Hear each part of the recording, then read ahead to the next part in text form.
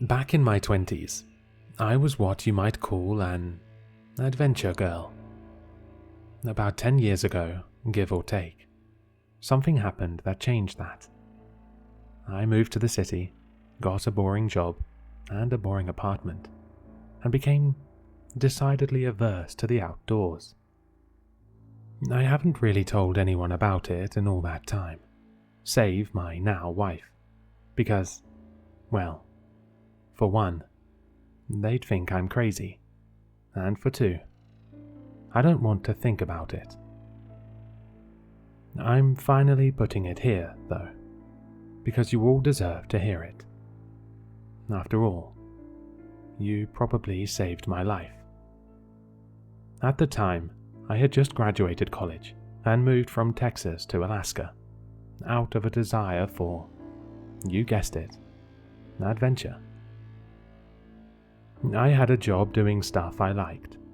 It paid well and gave me enough vacation days to get out and do something really adventurous every once in a while.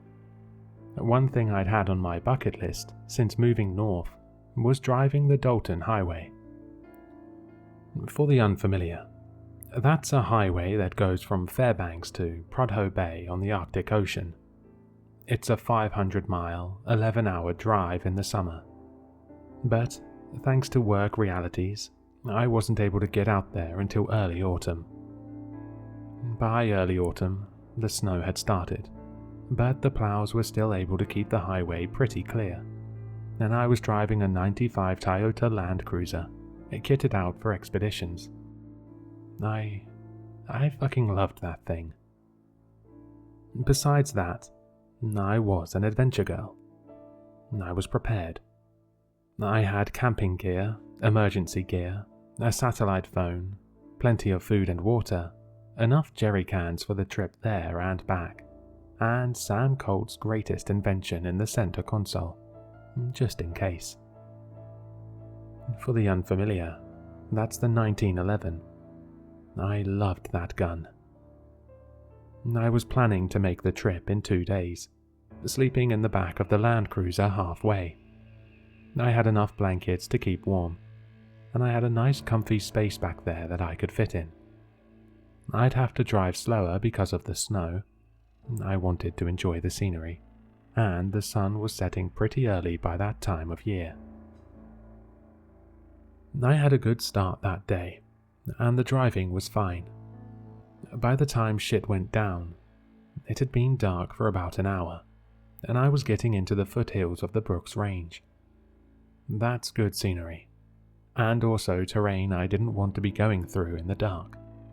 So I was just about ready to pull over for the night when I saw caution flashes up ahead. For the unfamiliar, a hard rule for any Alaskan is that you always pull over when you see someone in distress on the side of a remote road like that, especially after the snow starts. If they aren't prepared for an emergency, there is a very good chance that you could save their life. So, that's exactly what I did. I pulled over next to a Nissan SUV. Not as nicely kitted out as mine, but not bad either. I figured they were doing the same thing I was. Small world.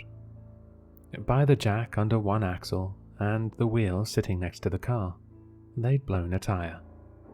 What I didn't see, though, were the people.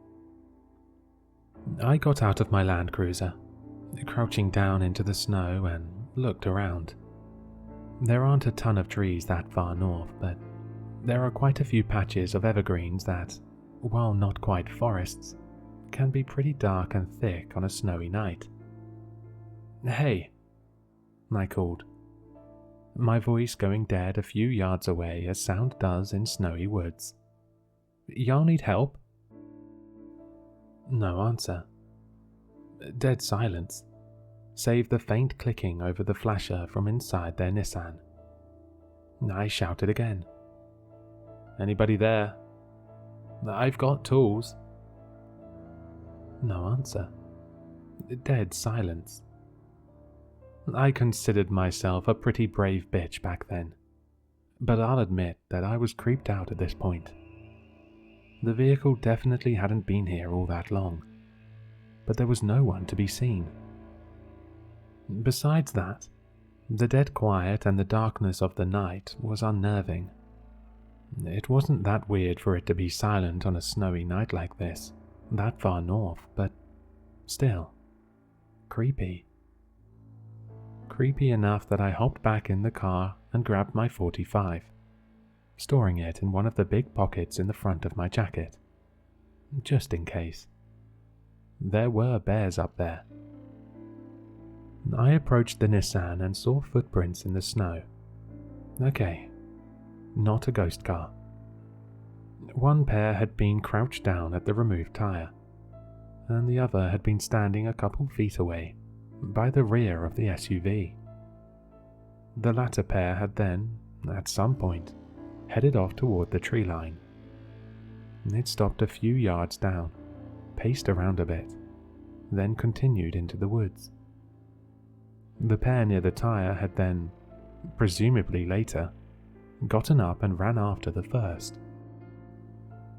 I was no tracker, but it's not hard to tell when someone was running in the snow. Now I was really creeped out. I was tempted to hop back in the car and keep driving for a good long while, but, like I said, this could easily have been life or death up there. Besides, I had my .45. It could handle a grizzly. Probably. That was the worst I'd find up here. Probably. So, off I went, following those two sets of footprints into the woods. It was fucking dark. But don't worry, Al. I had a really nice flashlight. Surefire, baby. Adventure girl, remember? The dead quiet seemed to get even deader and quieter as soon as I passed the tree line, as sound does in snowy woods. Probably. The only thing comforting me that I hadn't gone deaf was the sound of my breath and my boots crunching the snow. Hey, I called again, maybe 20 yards into the woods. Is everyone okay? This time, I got a response. It was a woman's voice, and it sounded afraid. Over here, it called. Help! I got a spring in my step at that, jogging toward the sound of the voice, shining my light through the trees to try and catch a glimpse. Over here, it called again, much closer. Help! Remember when I said Jarl probably saved my life? This is when that happened. I stopped. The hair on the back of my neck had stood on end, and a chill had ran down my spine. Something was off about that voice. I couldn't put my finger on it, but it was just slightly wrong. I pointed my light toward where I had heard it. Are you hurt? I said, a voice raised but not quite shouting anymore. Help! The voice called again, only it was even closer this time. I hadn't heard the crunch of any footsteps. Over here. My grip on my flashlight tightened, and my heart started to hammer in my chest. This was not right. I'd read a lot of NoSleep back then, and had watched and listened to my fair share of spooky stories. At the time, I didn't think any of this stuff was real. But what was happening to me felt way too familiar, and it was setting off alarm bells. Something about this exact situation was tugging at the back of my mind, as something I should be terrified of. I tried one more time. What's your name? I asked, cautiously. "Help!" the voice called, and it couldn't have been more than a few yards off. That was enough for me to swap my light to my left hand and bring out the Colt with my right. I pointed both in the direction of that voice, and finally caught a glimpse of something beside the trees. Off in the distance, barely visible, I could see a bundle of something laying in the snow. It was human-sized, and the snow all around it was stained dark. My head was in the middle of processing what it was seeing when I saw movement between me and the body. Oh shit! That was a body. I pointed my flashlight and gun at the source of the movement. It was humanoid, with 2 arms and 2 legs, but it was all wrong. The limbs were too long, and it was too tall. Its hair was thin and wiry. It had antlers, fucking antlers, and its face, which was also, I assure you, really fucking wrong, was stained dark with what I can only assume was blood. I fired 2 shots and hauled ass. I don't know if the bullet slowed it down. I don't even know if I hit it. I ran faster than I'd ever run before. And by the cracking branches and crunching snow behind me, it was giving chase. My heart felt like it was going to explode out of my chest, and my lungs burned from sucking in the frosty air. Once or twice I saw death flash before me as I nearly lost my footing in the snow, but I managed to stay upright. As I ran, I heard more snapping, more crunching, not just behind me now, but all around. There were more. I got really fucking lucky that night. I was lucky to have spotted the body, lucky to have run just fast enough and not fallen on my face. Lucky none of the whatever they were, I have a guess but I'd rather not hazard it, were just a bit closer or faster. I was lucky that I had dabbled in enough spooky stories that my alarm bells had gone off. And I was lucky that the poor couple in that Nissan had gotten stranded there and suffered the grisly fate they suffered. After all, I was planning to stop just as I saw those caution flashes. I would have been right there, in those same woods, asleep. I don't want to think about what would have happened to me if that had been the case. I made it to my car, which I was again lucky to have left running, thinking I wouldn't go far.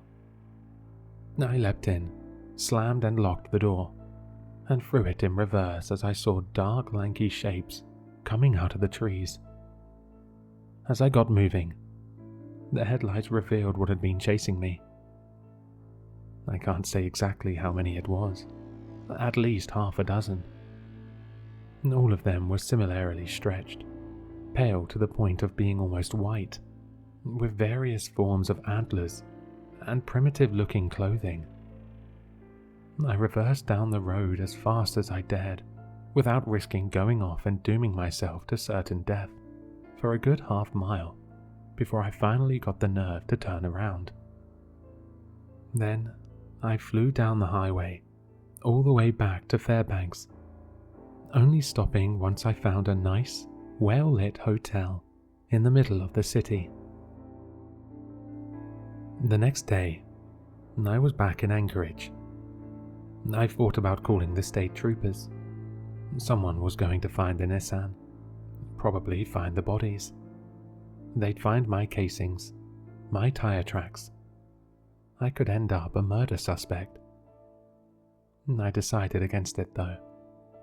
If I ratted myself out, I'd be a murder suspect anyway. And then they'd know it was me.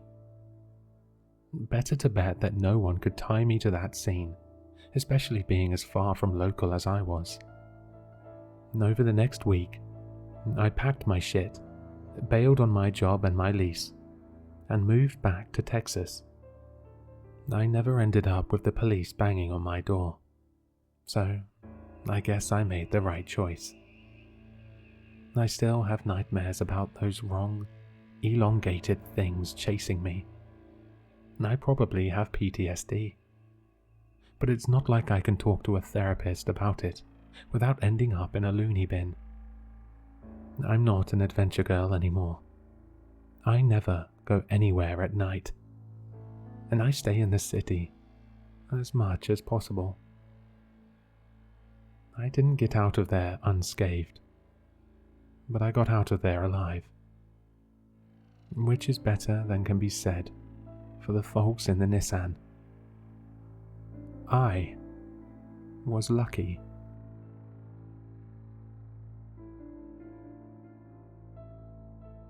Hello, Sinister listeners. If you've enjoyed this story, then you'll find all the author's information in the description below. For more content, be sure to like, comment, and subscribe to succumb to the sinister.